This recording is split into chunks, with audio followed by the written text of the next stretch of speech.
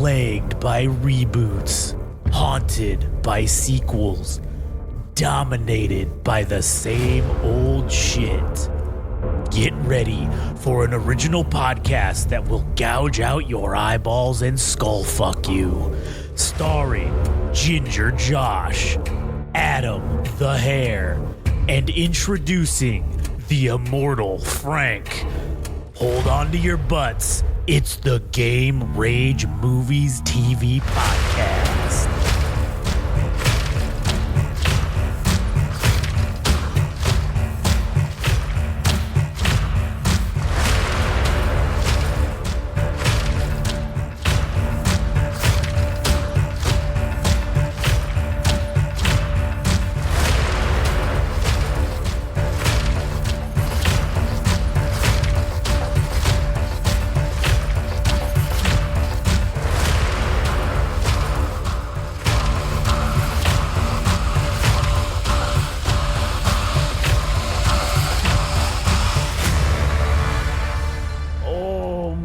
It's good to be back on this wonderful day. Welcome to a new episode of the Game Rage Movies and TV Podcast, where we just witnessed my dogs suck each other off, and it was very weird. He looks like he's trying to rape him, dude. Yeah, now they're getting all rapey. Anyways, hey, cut it out. My name is Josh. I'm here with Adam. Yes. If you want to listen to our other podcasts, you can go to GameRageMagazine.com. You can also go to @GameRageMagazine on Instagram and TikTok, @GameRageMag on Twitter/X, YouTube @GameRageMagazine. All Gas No Trash official on Instagram if you want to follow Adam, and go listen to the All Gas No Trash podcast. All right, so today we have the beginning of season 3 of The Bear, episodes 1 and 2. Yes, this is the beginning of the season for this specific year, 2024. This series has been going on for 3 years now. Or I think 3 years. Anyways, yeah, what a complete contrast from like the other seasons that felt like they were building towards something. Well, obviously the restaurant, getting the restaurant functional. Yeah. This feels like it's breaking down shit. It's like deconstructing. It's devolving, yeah. Yeah, it's very fucking odd. So episode 1, I don't know if I actually like this one. I hated this episode. I actually didn't care for it. I think I understand what's going on. Yeah. Meta-wise, because one of the things that was brought up throughout the episode is taking away things, subtraction. Less is more. Yeah. So now we're assuming Carmy's not gonna be getting back with Claire. But what did you have to say? I felt like this episode was completely fucking unnecessary. Like, we already knew what he experienced in his previous iterations of doing the job, like becoming a chef and stuff. It was told to us. The lore was explained. I really didn't need to see it. And I thought as an opening episode, this was a bad spot for this to be. This was not a season opener. I don't think so. I was like, oh, this shit's gonna suck now. Like, god damn it. I thought this show might suck after this. And I think that was a mistake. And I think their theory, because they did release this season all at once on Hulu. So it wasn't like it just was like week to week or whatever. Like, they put it all out like at once. They put out don't they put everything out on Hulu immediately? No, because like a Shogun, they were only putting it on there like every week because they were playing it every week. But I think that this show, they decided to put it out all at once on Hulu, because when I went to go look at it, when I saw season 3, when it first came out, I was like, oh, I wonder if season 3, if they're doing it week to week or whatever. And I was like, oh no, it's all the episodes are already out on like day 1. So I think that their thought process was, if people don't have to wait a week to watch the next episode, we can slide this in at the beginning. When, to be perfectly honest, this episode maybe was unnecessary completely, but if absolutely they felt it had to be in there, they should have shoehorned it as the mid-season break like episode. You know, it's like episode 5. If there's 10, there should have been episode 5. or something like that. Like, we didn't need this to start us off. Especially with the cliffhanger ending that we got at the end of season 2. If I would have waited a year, however long it fucking took to make season 3, I would have been furious. I was already furious that it was a week. Or no, I watched it in the same week. I watched it right after I watched the last 2 episodes. I was already furious that this was how it started. I would have been even more. I would be like, we're not watching the show ever again. Yeah, it really fucked the pacing, honestly, because everything's kind of been pretty smooth. You hit all the points. There's hecticness. You get a little bit of side story with some of the B-side characters and B characters, and then obviously you have Sid and Carmy being the anchors for like the show itself. But this one was just nothing but fucking montages or squished scenes together of complete nonsense. And I think on the meta level, it's really just talking about what that asshole dickhead chef was telling him. You're doing too much. You have too many ingredients. And now Carmy is really trying to subtract shit from his life. Yeah. And this is visually shown with all these flashes of weird shit from things from the past, things from the present, right, and all this stuff. But anyways, I'll get to the episode so that we can critique it more as we get to the points. So the way we start off is Chicago looks like it should. Something of a shithole. The mood has definitely something of a shithole. It definitely changed in mood with the clouds and the or whatever you want to call it, the depressive weather that things have shifted. Carby's no longer in a better state. Claire is gone, and now he has to deal with the ramifications of being a shithead. And I'm not sure if this is like a day after from the previous night or it's like a week. I don't. The timeline is screwed now. Like, I don't know where this sits at. Because before, especially, they were so hard on the last season about basically counting down to the opening night. So we had a very strict idea of what happens when, because we know how many days before, you know what I'm saying? Like, yes. And they would make a statement of that at the beginning of the episode, even with the flashback episode when they were like 780, however many years it was before, they were like, hell, this many weeks until the fucking opening or whatever. And I was just like, okay, cool. But now, no time frame of reference. Everything is fucked now, I think. I wonder if that's partly to show the disarray in Carmy's mind with all the shit that's going on, but it's still too much. Yeah, they're not taking their own fucking advice. There's too much shit. It's too much, man. There's too much shit. It's too much, man. So Carby's in his apartment being a bitch and looking at his scarred hand, and he's like, "Oh man, look at all the fucking damage I did." Yeah. Like Billy Mays, that's a lot. Or the other fucker, the other non-Billy Mays guy. Look at the fucking damage. Yeah. So Carmy goes to the bear and just gets to work, dude. He's like, I'm focused. I'm laser focused. I stripped Claire out of my life. If I'm going to have this restaurant succeed, I'm going to show up at 4 a.m. or whatever he has to do to make this thing fucking work. And so this is where we start getting some of the dabbles of cutscenes from different parts of Carmy's life. And they're showing footage of Carmy and Luca basically in the same kitchen. Whether, I think it was part of their culinary school, the culinary academy they were part of. And evidently, Luca was alluding to the person that had surpassed him when Marcus and him were chatting while Marcus was in Copenhagen. He's like, oh yeah, there was one guy, and he was basically beating all our asses. And then we see that now with Luca and Carmy prepping food and shit, and you see him just going, he's tearing shit up, when he was doing the peas or whatever, and his bucket was like almost full and theirs was not even like a quarter Everybody's full. Struggling and fucking Carmy's just buzzing by them. Murdering them.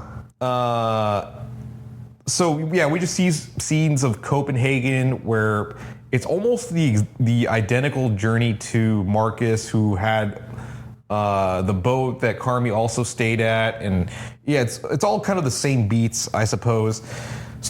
Carmy sees Claire So this is the part I didn't understand, is that there's this flashback of it's Carmi, the Fax, like the two brothers, and then it's Cicero, and they're standing outside the house. Yeah. But it's not explicit of whether this was just after the death of Michael. Oh yeah, that's true. It was unknown. Cause then I remember somebody saying that. Didn't Richie say, he's like, where were you when we put your brother in the ground? So I thought he would have been in school. Yeah, true. Yeah, where the fuck was he then? I don't know. Wow. Anyways, What a piece of shit. so there's that flashback of like they're all standing outside, possibly grieving for Michael. Yeah. And Claire is like standing outside watching Carmi in the distance, and Sugar is checking in on Carmi to see if he has everything. This is just before him taking his flight before going to New York and becoming a chef. And then we see these other role models or these mentors. One of them being not quite as restrictive as the Joe McHale character from, well, he's mostly known for Community, but in this show, he's the asshole chef, which is kind of surprising, man. He's such a fucking prick.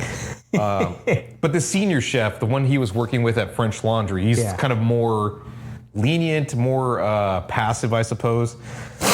And Steve, Michelle's husband, who is Michelle's Carmi's cousin, he's staying at their place, and he's like tucking him in and everything, and he smells like shit, and he's basically living with them until getting this job going and shit.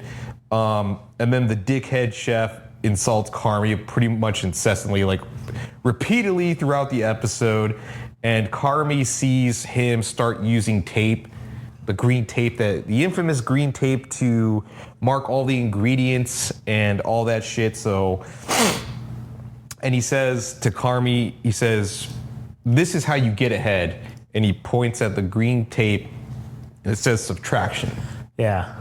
You need to take away, because Carmi was making this dish and it had too many fucking ingredients. Yeah, too much bullshit on it. And we see more scenes of Carmi surpassing his peers, of him just wrecking face and destroying everybody. Nobody can even come close to him. And Carmi is like lapping his peers, and Chef Terry, who's the woman that Richie got sent to, is like watching Carmi's greatness. And then Chef Terry, there's a scene where Carmi is senior or in a position of authority over Luca, and he's like, "Hurry up, man, fucking pick up the pace." Yeah. And Chef Terry's like, "No." So Carmi's walking, so he's in Copenhagen, and they have this giant fucking wall of these dishes that everybody creates, and he just takes a photo of one, and he sends it to, actually I'm getting a bit ahead of myself, but then we get to Sugar being afraid. So we're cutting back, too many goddamn jumps, dude. Yeah, man, it was very confusing. So we cut back to Sugar and Carmi are having a conversation before he takes his flight to New York. And she is like, "Are you sure you want to do this? You know, if you don't think you're cut out for it, you can just come back home." And I'm like, damn, dude, Sugar was even sabotaging fucking Carmi, telling him he can't fucking do it. Yeah. And I'm glad he put his foot down and said, "Fuck all that. Like, I'm meant for this shit. I'm good at it." Yeah. So then the dickhead chef says, "Fuck you." Like, he just walks by. I'm going to start using that now. Just walk by, like, I don't know who I'm going to use it against, but you're like, "Fuck you." So then Carmi and Claire, then we cut to more present times just before the breakup. Carmi and Claire making out for some fucking reason. Yeah. Carmi, so now we're actually in the present, and they're in the kitchen, and Carmi's apologizing to Sid. He's like, "Dude, I fucking let you down. I fucking let everybody down. Like, I'm sorry about that, and you really stepped up for being able to handle the soft opening." And I think Sid is starting to realize her own worth as well. because that scene in the season finale for season 2, when she smiles or she's like grimacing, but she's also smiling. She's like, "Well, shit, man, I basically handled the night. Like I'm capable of basically running my own restaurant. So what?" I don't know, man. I feel like that's starting the seeds of dissent where she might think, oh yeah. Oh yeah. She's like, fuck, man, I can do this. Get the fuck out of here. So Carvey's like, dude, I didn't have any impact on that night. He's like, I fucked myself on that front. And Sid tells Carmy to call Richie, although it was originally, the way he interpreted that phrase, he's like, oh, do you think I should call Claire? He's like, no, fuck that. You need to call Richie. Yeah. So Marcus's mom, I think, was dying shortly afterwards. It wasn't clear. He was in the hospital. He was just kind of stooped over his chair. Yeah. So then Carmy's like prepping the food for the restaurant. And then we cut back to the past with Chef Terry checking in on Carmy. Not sure if he's... she asked him if he's okay, but I don't know if it was specifically about him or it was the cooking itself. But I don't know. That was kind of like an ambiguous, are you okay or whatever. Yeah. But and then she gives him like a spoon. I'm not sure if that was supposed to be a similar situation with Tina, like the way Carmy gave the knife to Tina. If that was like an acknowledgement that, you know, she's doing well and he's doing well. Yeah. So Sugar tries to hold Carmy back from his fucking greatness. She's trying to tell him not to get on the goddamn plane because she thinks that she'll never see him again. Sid is calling Marcus. Sydney is calling Marcus, and his fucking mother dies. Mike and Carmy are talking about the restaurant, so we jump back in time. It's just a lot of shit. And I don't know what happened with this scene, because this is, I'm imagining post-breakup. So after this whole night, this whole fallout of the night, it appears that Claire is bisexual. Yeah. Or I don't know if that was a friend that was just staying over and they were just being real physical or not. Real fucking lesbian, as they say. So I think she's possibly bisexual or whatever. So maybe, I don't know, man. I mean, maybe Carmy didn't mean all that much to her or to him if she jumped. Maybe this was her straight phase, all right? Maybe. You know? And she's like, you know what? Fuck it. I'm going back to chicks. Man, you don't want to be that guy. Yeah. So Claire is like getting through her shift, her emergency residence shift or whatever.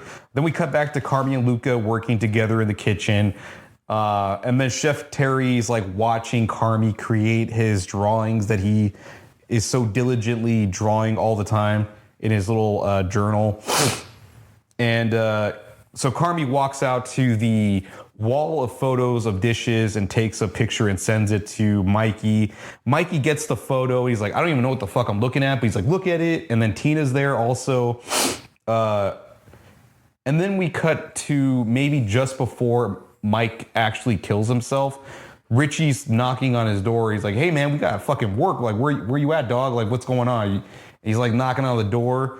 And then, so then we cut back to Sugar and Carmy talking just before his flight, and she's trying to offer him money. She's like, I need, you just take this money. He's like, no, fuck that. I'm going to make it on my own.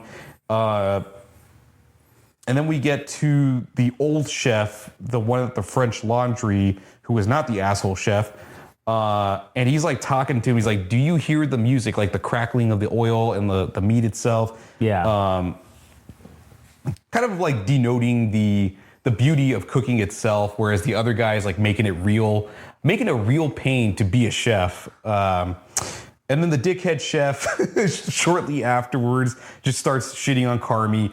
Carmy ignores Sugar's calls initially as he's going through the culinary academy, and then he actually answers and realizes that, Sugar drops the revelation that Mikey has passed away, and you could just see her. The music's playing. She's not actually saying anything, but she's just crying in that specific scene. So Marcus, we cut to Marcus, who's lying in his mother's bed. Presumably his mother's fucking dead. Yeah. everyone's like attending Mikey's funeral. So we cut to that point in the timeline for the bear. Carmi and Richie, another like one of those redundant moments where they're showing Carmi and Richie fighting over the beef's ownership. He brings back the director or whatever brings back that specific scene where Carmi is saying like, well, if you were so important to the business, why didn't Mikey leave the restaurant to you? They bring that fucking up again. And then Chef Terry, we cut to Chef Terry, the moment where Carmi is in Copenhagen again, or rather, we cut back to that specific time in the continuity, and Chef Terry's looking at Carmi like, all right, this is the fucking next dude in line. Do you want to go to Copenhagen? We got to get you there because you're the real deal. And then the last bit of the conversation between Sugar and Carmi is, she says, "Let it rip, bear." And Sugar gives Carmi the money without him knowing, and his fucking coat and everything. And then Carmi's like writing down his non-negotiables for the restaurant itself, and he says no excuses. And that's kind of like one of the last things we see. And then the very last scene is Carmi preparing a dish. And it turns out it was the dish that Sid had received when she went to New York to go try. Yeah. That was cool. That was a cool little tie-in that, she went and had his dish that he made or whatever at that place. So, I mean, that was kind of cool. Yeah, but this episode, I know what they're doing, but it was too much of a clusterfuck, and there was a lot of answers that needed to be had within the first 5 minutes to get the episode right. Yeah. And it gave us none of those. It took too fucking long. Yeah. So I give heavy knocks for this particular episode. Heavy. Terrible. Fuck this episode. So, episode number 2. Yeah, let's get to fucking episode number 2, which was a little bit better. So we open with Sid at her house with her father. Sid's getting ready for work, and her dad has to shit. And it's becoming evident that Sid's father is kind of a burden on her. And in order for Sid to get to where she needs to go, she's going to have to fucking leave her house, because she's checking in on her father if he's making time to like make food for himself, eat properly. He's not doing that, obviously, because Sid's the chef in the house, but she's also not having time to come back home and prepare meals for her dad. But he's not taking his medicine. So it's like, this motherfucker is going to be the reason that she's not going to stay. If she stays there, she's fucked. Yeah. Then we get more Chicago propaganda with like the B shots and shit about how great fucking Chicago is, with all the businesses, opening up at morning and all this shit, and just showing the different sides of Chicago. I'm not sure who this new character was, because they didn't actually introduce they didn't say his name, but he apparently knows Carmi to the point that they knew each other when they were children. And he was saying that they need to open the beef portion of the restaurant. So not the bear itself, but the beef. Yeah, that's right. And he was just saying, like, dude, they want the fucking sandwiches. Like, what's the fucking holdup? And I'm not even sure what the conversation they were having. I actually didn't understand what they were trying to get at. But what it basically comes down to is like, man, this place was different when we were young and we were just slicing bread. He's like, you knew what you wanted in life earlier than us. Yeah. And then Carmi's like, what do you mean by that? Well, he's like, you knew what you wanted to do, but for us, like, it was so much more possibilities. Do you know what the fuck he was getting at? Yeah, I think he was getting at like, man, you already figured out what you were going to do when we were like kids. Whereas like the rest of us were essentially burdened with the choice of possibility because we had no fucking idea what we wanted to do. Mm-hmm. And then Fiddle fucked around, and now here you are, whatever, 10, 20 years later from that moment. And now you're doing this exact thing. Yeah. So. Okay. least that's what I took out of it. Okay. So then we cut over to Sugar and Carmi, and Sugar's checking in on Carmi to see if he's all right after the stupid things that he said from the previous night or the previous week. And she's basically telling him, like, you better fucking call Richie to apologize to his ass. And she's like, I also need you to look out for me as well. Like, you haven't even asked me about my fucking kid or what's going on. And she kind of spills the beans that she's basically afraid to have a kid because she thinks she's going to pass on all the problems that she's basically been burdened with from her parents and all her own shit. So Carmi is making his list of like non-negotiables, and Cicero walks in and is just making sure that they're on track and making everything, getting everything in order for the restaurant to succeed.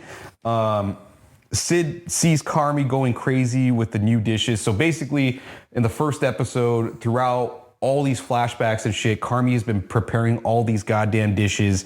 And Sid sees, like, he's like, what the? She's like, what the fuck is all this? You made 7 new dishes. Like, what the fuck is going on? Or 9 or whatever the fuck amount it was.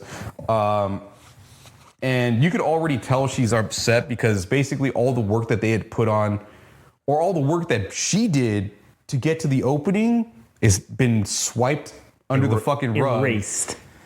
And now Carmi's basically making it about himself, and now she just works there. Yeah. So, and this is all coupled with the fact that Carmi's now offering Sid the partnership for the partner stake in the restaurant itself. Yeah, which was funny because ironically, he basically in one sentence tells her, hey, bitch, you're just an employee. But then he's like, oh, but also here, sign this paperwork for your share of the partnership of this deal. Right. And then it's kind of like, what the fuck? Like, Yeah. So, I don't know, man. Carmi, I mean, from Sid's perspective, she, I think, has enough ammunition to just decide that this isn't it for her. But she's also been so committed for like the last 6 months. Yeah, you're just you can't fucking walk out on it. Yeah, you're just going to wasted all that time.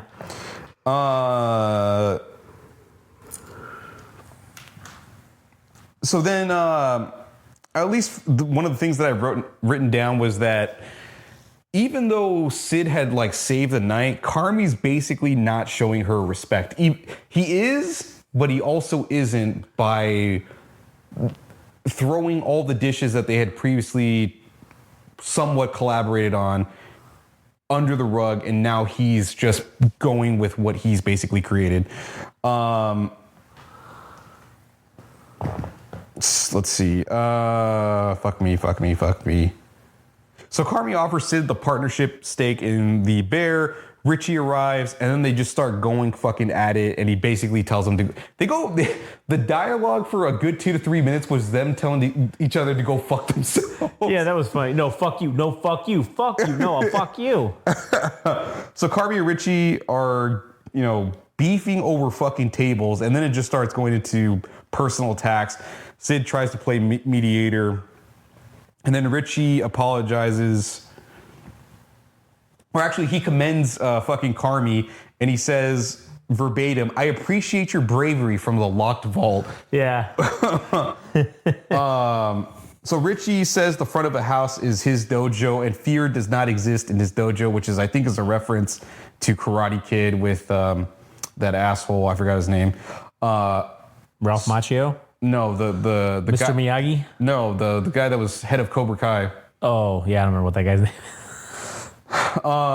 So the lights are acting weird, and then we come to realize that so the two Fat brothers, Ted and Neil, are in the kitchen, and they're trying to like cool things down, and we find out that there's 9 fucking Facts. It's like a huge goddamn family. And that Francie, which is the sister that Sugar hates, is going to be coming to the restaurant. She made a reservation.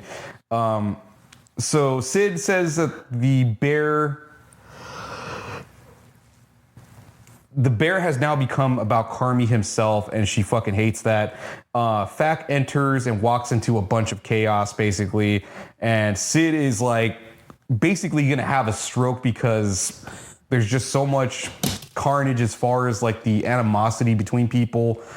Tina arrives and checks out the non-negotiables, which was the new thing that Carmi's going to be having everybody abide by, the new menu, and now she's basically in charge of the produce itself. Fact thinks that the menu is basically too much, and that even the non-negotiable shit it's a lot to put on for all the people right after they just completed service for one fucking night. Yeah.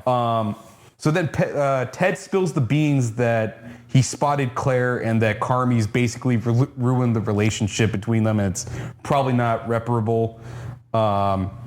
Cicero asks what Carmi did to Claire, and he's like, "Oh fuck, you fucked it up." Like, so then Sweeps or Gary, the wine guy, says everyone knows about the situation, but they don't actually know what Carmi said. And then he basically says, he's like, the relationship was a waste of time and it wasn't worth it because now he's basically sacrificed the bear to get distracted by this girl. And everybody's like, oh shit.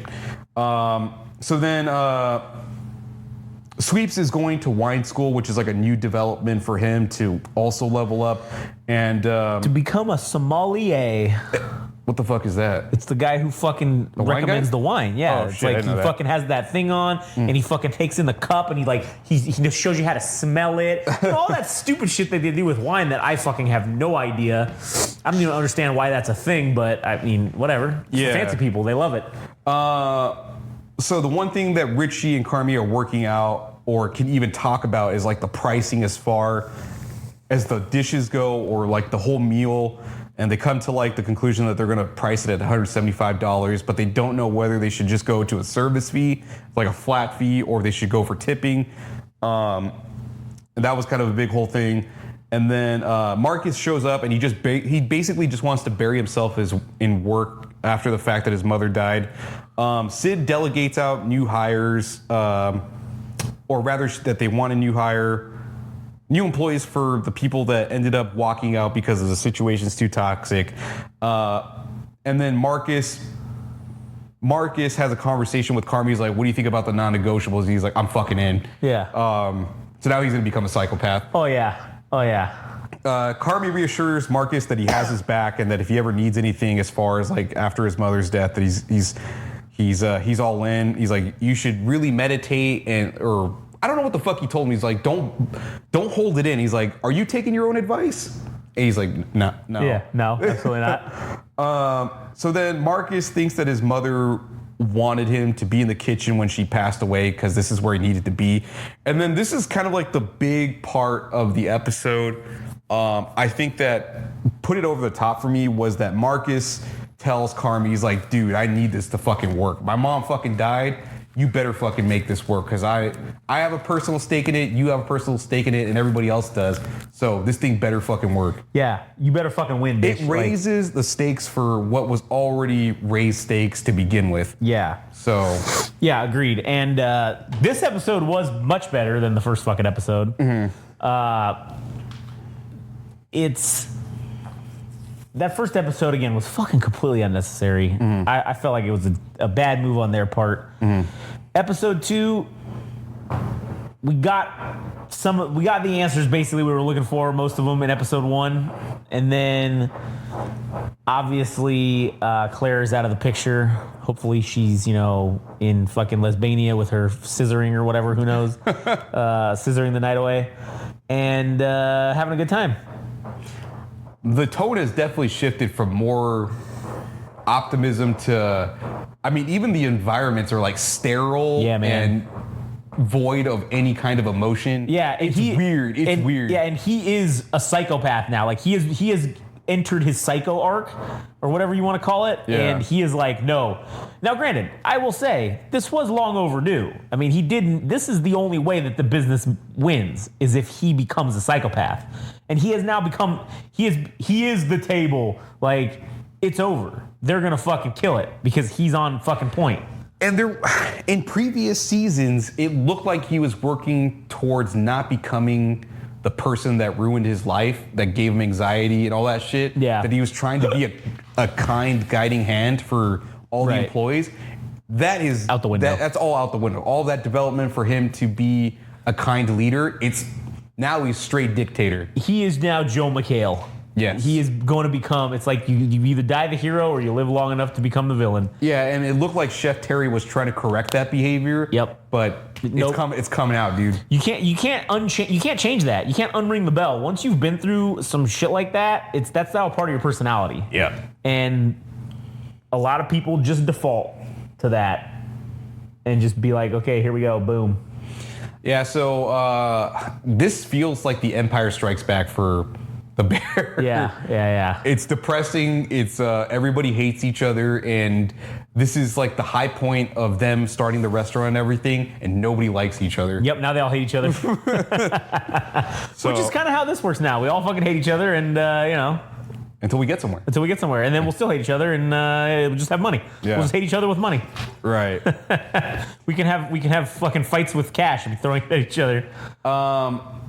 I feel like the season might be a burden to watch a little bit. Yeah, I agree. I just want, and I think it's partly because it was partially intended to be that way, that this isn't going to be like a redemption arc. This is going to be them trotting through all the fucking travesty and all the pain that they're going to have to go to make the restaurant work, but also to work on themselves, because Carmy evidently is not in a good place right now, but he's going to bury himself in the bear to basically fix himself. Yeah, we are going to feel the grueling nature of this grind to get to them maybe being somewhat above water. And that is concerning, because this is going to suck. But whatever. We'll see how it goes. Maybe it'll make us all better people by the end of it. Yep. Who knows? So, All right. Well, that's pretty much the end of the episode. So thank you for tuning in. I hope you guys are hopefully enjoying the Bear as much as we are, or the lack thereof. So tune in next time and we'll talk about episodes 3 and 4. exactly. And if you want to hear us talk about other things or listen to all the previous ones, if this was your first time listening, you can go to GameRageMagazine.com, where we will have all the podcasts. Goddamn, I just fucking had a brain fart. And if you want to, if it's like, when you say something so many times, you like have it down pat, but then like your brain just blanks and you forget what the fuck you were supposed to say next. That's what's just happening right now. Go to Game Rage Magazine, at Game Rage Magazine on Instagram and TikTok, at Game Rage Mag, Twitter/X. You're a piece of shit. You don't know what you're doing. 3, 4, 7, 9, 12, 14, 17, 13, 24. You're a piece of shit. Fuck we are you. now on Fuck YouTube at Game Rage Magazine on YouTube, where you can hear all of our episodes and content. All Gas No Trash Official is that ass clown named Adam. You should change your fucking name. I am become Joe McHale, dude. the dickhead chef. Hey, but you know what? It worked. I got through it just fine and had no fucking issues. So, anyways. Yes, fuck me, chef. Yes, fuck me, chef. So, go listen to All Gas No Trash if you want to hear about music. Anyways, we're getting the fuck out of here. Get fucked. Oh, hey there, buddy. It's me, 1930s announcer guy, here to congratulate you on making it through this episode. As our heroes are getting in their jalopies and riding off into the literal sunset, they wanted me to tell you thanks for listening to their radio broadcast, and should you be so kind as to follow them on some fancy schmancy radio station publication called Instagram and TikTok at Game Range Magazine, and on some other thing called Twitter/X at Game Rage Mag. Also, they wanted me to inform you and ask if you could be so kind again as to visit something called the website at www.GameRageMagazine.com. I don't know what that is, buddy, but you should probably go do those things. And, don't forget to tune in next time to the Game Rage Movies and TV radio broadcast.